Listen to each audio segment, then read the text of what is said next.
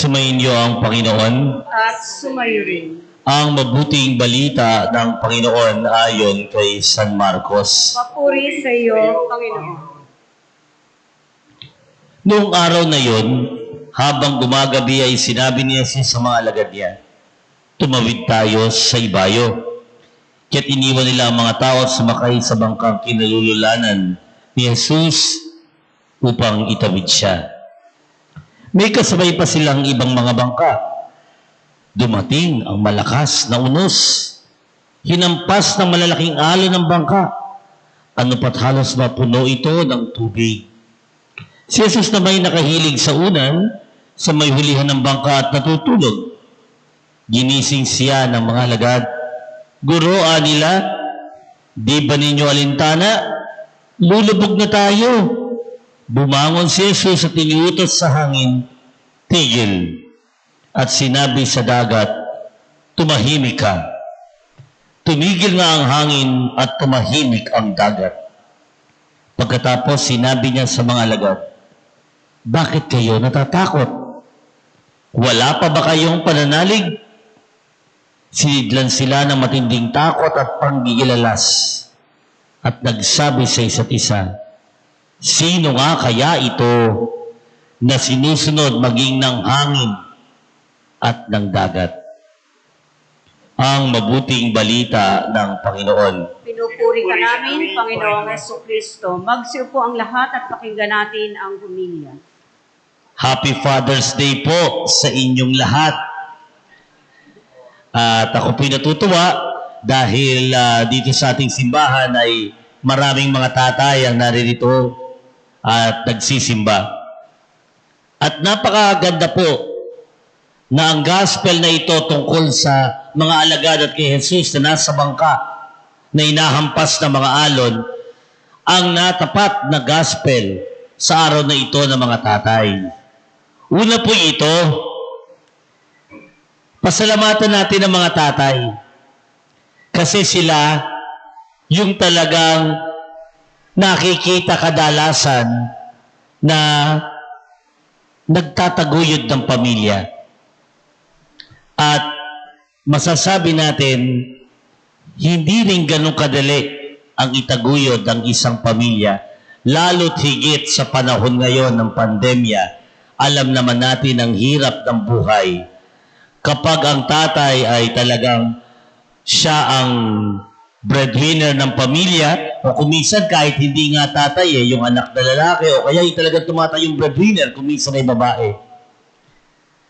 Katulad ito ni Jesus at ng mga alagad, tumatawid ito ng ibayo. Tumatawid ito ng dagat. Sa atin po dito sa isla, alam natin ang pagtawid ng dagat. Pagsakay pa lang sa bangka, ako po'y madalas na gegewang-gewang pa pagka sasakay sa bangka. Pero kinakaya natin ang sumakay sa bangka kahit mahirap, kahit maalon. Kasi meron tayong kailangang puntahan, meron tayong kailangang gawin. Hindi lang para mamasyal, hindi lang para makita ang kabayanan, hindi lang para bigyan ng aliw ang ating sarili. Kaya tayo tumutog pa at talagang tumatawid ng dagat ay dahil gusto natin na maitaguyod at mabuhay tayo, mabuhay ang ating pamilya. At napakahalaga po nun. Kasi kung tatanungin po ang bawat isa sa atin, ay hindi na ako alis dito. Dito na lang. Ayos naman dito eh. Ba't kailangan ko pang salpukin ng alon? Ba't kailangan ko pang salubungin yung mga agos ng tubig? Ba't kailangan ko dumanas ng gulong ng dagat? Pero gagawin natin kasi kailangan eh. Merong magugutom. Baka tayo pare-pareho mamatay ng dilat pag walang maghahanap buhay. Yun po'y pagtawid sa dagat. Yung alam na meron panganib, pero susuungin kasi may responsibilidad. Ang ating Panginoon, maggagabi na nun. Pwedeng doon na sila magstay. Pero ang sabi ng Panginoon, tumawid tayo ng ibayo. Bakit? Kasi kung tinignan po natin kay San Marcos, pumupunta si Jesus sa maraming lugar kasi kailangan siyang naroroon, magpapagaling siya doon ng mga may sakit. Hindi siya pwede makonsentrate lang sa isang lugar kasi ikalat-kalat ang mga tao. Dito may nagkakasakit, doon may nagkakasakit, doon may nagkakasakit. Kaya kailangan Lahat yun napuntahan niya. At iyon ay isang pagsaludo, pasalamat sa maraming tatay at sa mga nagpapakatatay na sa pamilya. Tumatay yung tatay upang sa kanya maitaguyod at mabuhay ang pamilya. Salamat. No? Sa tatay ko, sa daddy ko, wala na siya rito. Pero nakita namin yun. Kailangan niyang suungin ng dagat. May mga pagkakataon, kailangan niya magbarko para papunta sa kanyang destino noon. Destino na pupuntahan ng mga bangko. Kailangan niyang suungin na kahit nagkakasakit na nun kuminsan, kailangan niyang puntahan yung ibang bangkong i-audit. Kailangan Kasi may bubuhay yung pamilya. Ikalawa, mga kapatid, ito naman ay isang challenge. Kapag dumarating ang problema, dalawa ang akala natin ay pareho pero magkaibang reaksyon natin. Kapag may problema, may dalawang pagpipilian tayo. Akala natin pareho lang. Ano yung una? Madalas pag may problema, agad tayong nagpapanik. Aaminin ko, ako ganun. Agad ako nagpapanik.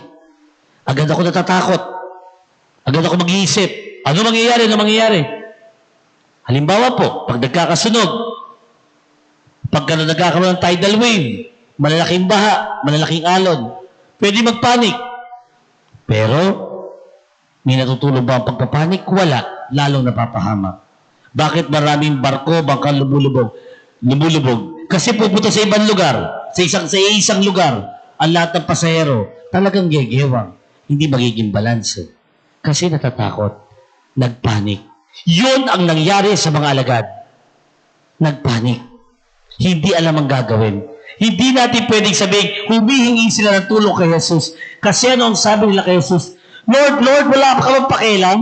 Yung hindi nyo balintana, ang ibig sabihin yan, Lord, wala ka bang pakialam sa amin? Hindi yan paghingi ng tulong. Nagpapanik sila sa pagkakataong iyon.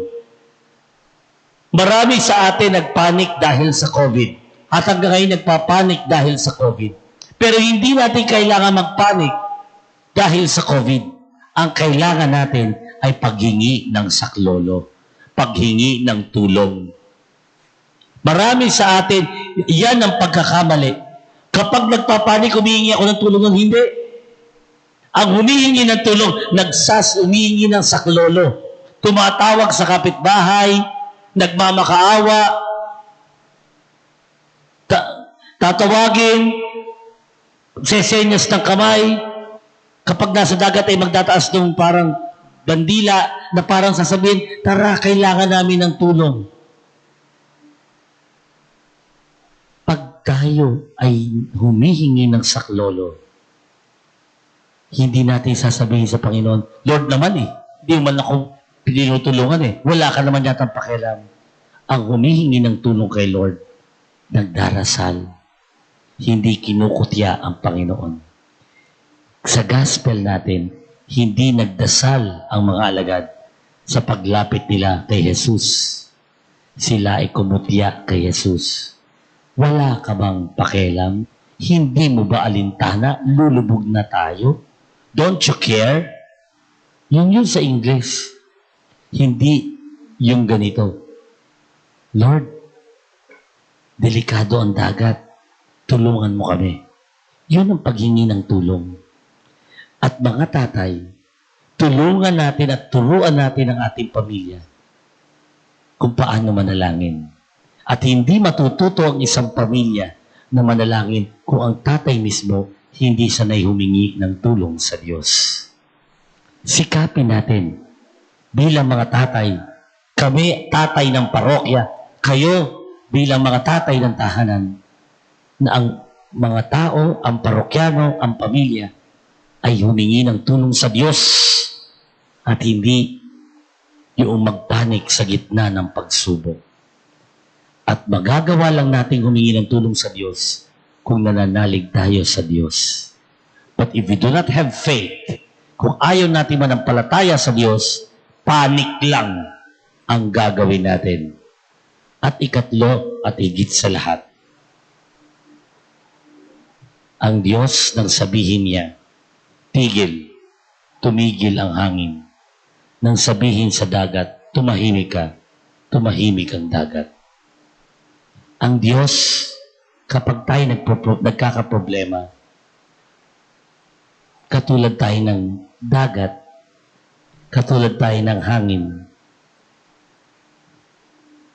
minsan, kaya tayo may pagsubok sa paghingi natin ng tulong sa Diyos, marirealize natin, meron tayong kailangang itigil. Meron tayong kailangang patahimikin sa ating buhay. Payapain ang ating mga pag-iisip to have that peace of mind. Baka kaya ka may problema, baka kaya ako may problema, ay wala tayong kapayapaan ng kalooban. Baka ang kalooban natin ay puno ng galit, puno ng pag-iligante, puno ng sama ng loob, ay hindi nga tayo magmumuhay ng maayos kasi hindi tahimik ang ating kalooban. Baka kailangan tumigil tayo sa ating bisyo, tumigil tayo sa immoral na pamumuhay, tumigil tayo sa hindi tamang pamamaraan ng paghahanap buhay. Kaya tayo nagkakaproblema. Baka kailangan tumigil tayo sa katigasan ng ulo. Mga kapatid, kapag humingi tayo ng tulong sa Diyos, katulad ng hangin, katulad ng dagat, meron tayong kailangang itigil at payapain sa ating buhay. Mga kapatid, tatawid tayo sa dagat. Hindi madali, pero hihingi tayo ng tulong sa Diyos at hindi tayo magpapanik. At doon natin marirealize ang dapat nating itigil na kasamaan, ang dapat nating gawing tahimik na kalooban. Susunod tayo dapat sa sasabihin at tinuturo ng Diyos. Amen.